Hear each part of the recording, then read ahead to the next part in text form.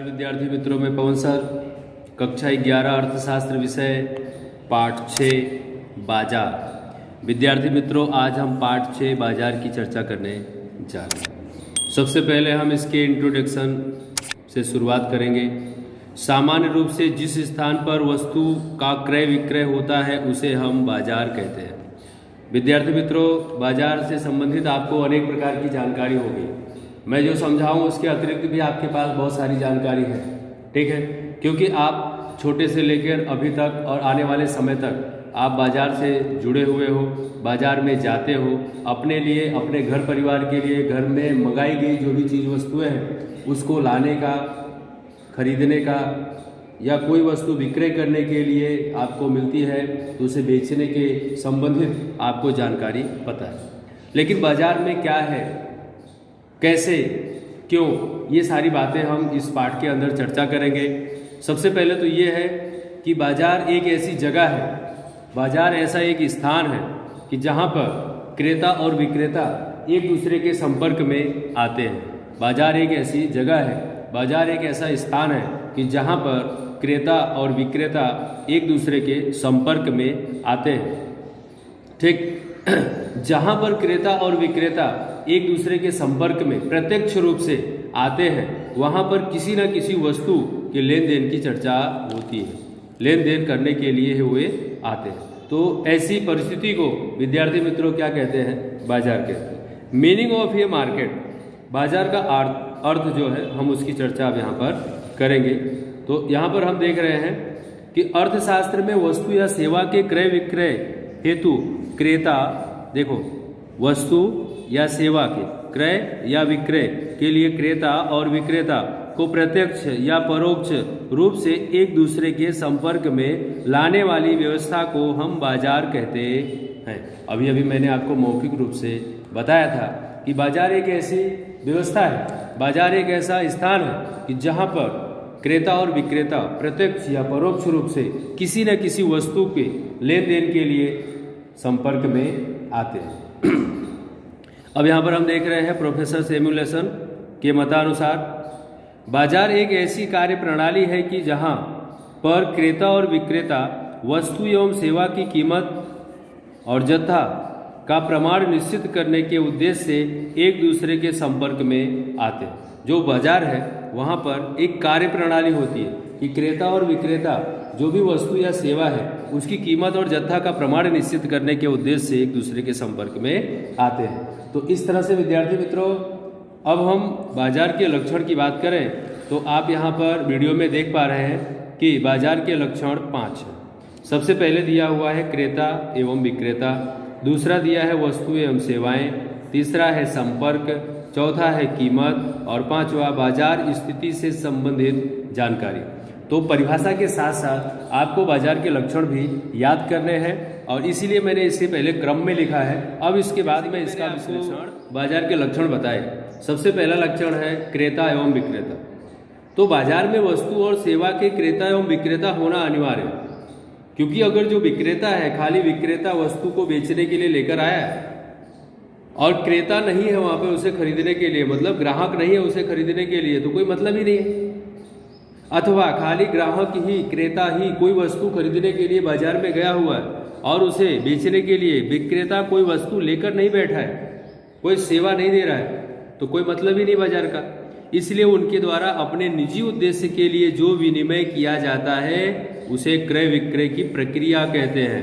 यहाँ पर देखिए एक परिभाषा बन रही है कि क्रेता और विक्रेता के द्वारा, उनके द्वारा मतलब क्रेता और विक्रेता के द्वारा अपने निजी उद्देश्य के लिए, जो खरीदने वाला है उसका भी एक निजी उद्देश्य है, जो बेच रहा है उसका भी क्या है, एक निजी उद्देश्य। क्या बेचने वाला मतलब विक्रेता को लाभ कमाना है, यह उसका निजी उद्देश्य है।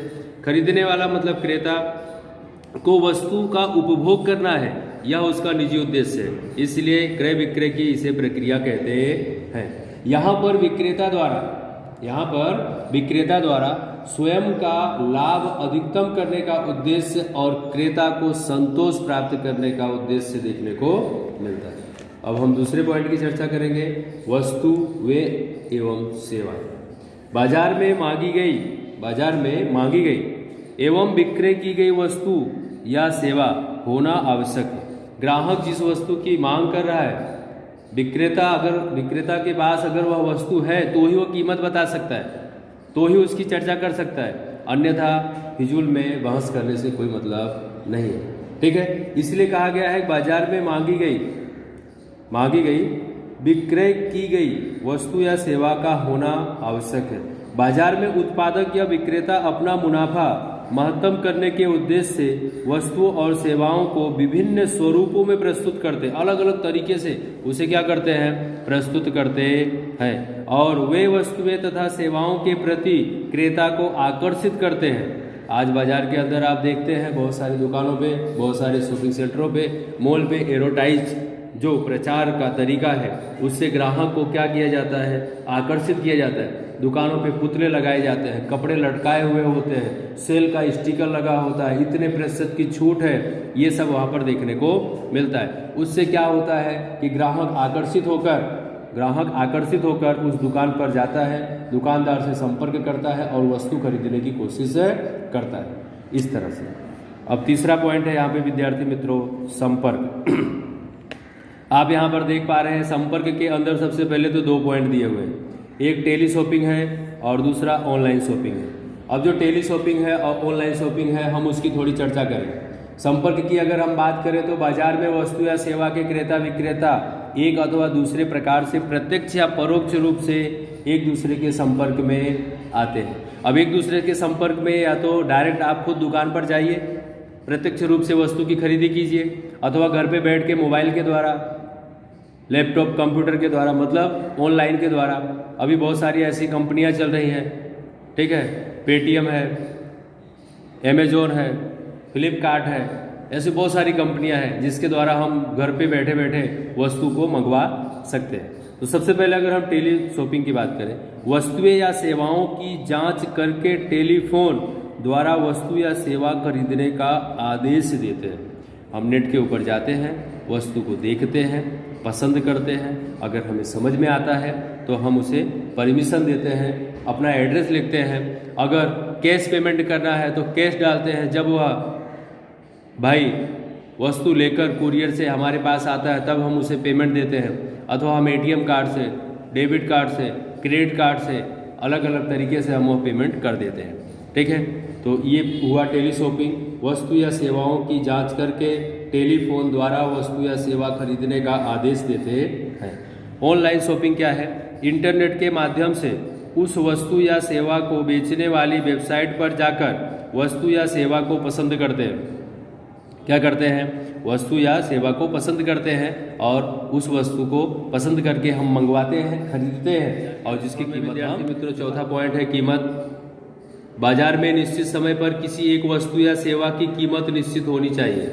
अगर कीमत निश्चित नहीं है तो विक्रेता कितने में बेच रहा है, क्रेता कितने में खरीद रहा है या पता चलता नहीं है। यहाँ पर समस्या हो जाती है। इसलिए क्या होना चाहिए कि जो वस्तु है जिसे विक्रेता बेच रहा है और क्रेता खरीद रहा है उसकी कीमत नक्की होनी चाहिए। बाजार में वस्तु या सेवा की कीमत वस्तु या सेवा की मांग पूर्ति द्वारा निश्चित होती है।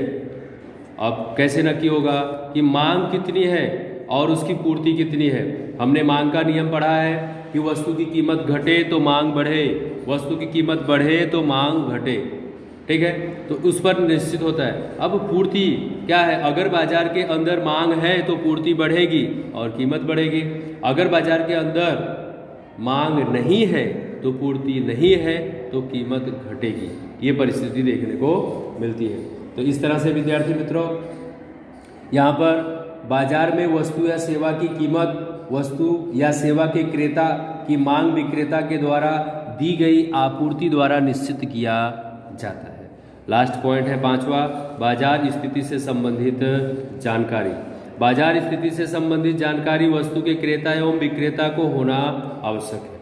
बाजार स्थिति से संबंधित किसको होना चाहिए? जानकारी क्रेता और विक्रेता दोनों को होना चाहिए। बाजार में मुद्रास्फीति या मंदी का दौर है, प्राकृतिक आपदा है, मानव सर्जित आफत है या कोई आपत्ति है, तो ऐसे संयोगों में उत्पादन, विक्रय, खरीदी के संबंध में उचित समय पर उचित जत्था मतलब भंडार को ध्यान में रखकर निर्णय लिया जा सकता है कि हमें क्या करना है। अगर कम कीमत लगाकर उसे बेचना है या अधिक कीमत लगाकर बेचना है, मतलब ऐसी सिचुएशन में, ऐसी परिस्थिति में, ऐसी आपत्ति में हमें कौन सी परिस्थिति का सामना किस तरह से करना है, ये सारी जानकारी क्रेता और विक्रेता के पास होनी चाहिए। तो विद्यार्थी मित्रों, आज के इस वीडियो में बस बाजार का अर्थ और बाजार के लक्षण की चर्चा होगी। अगले वीडियो में हम बाजार का वर्गीकरण लेकर आएंगे। तब तक के लिए धन्यवाद।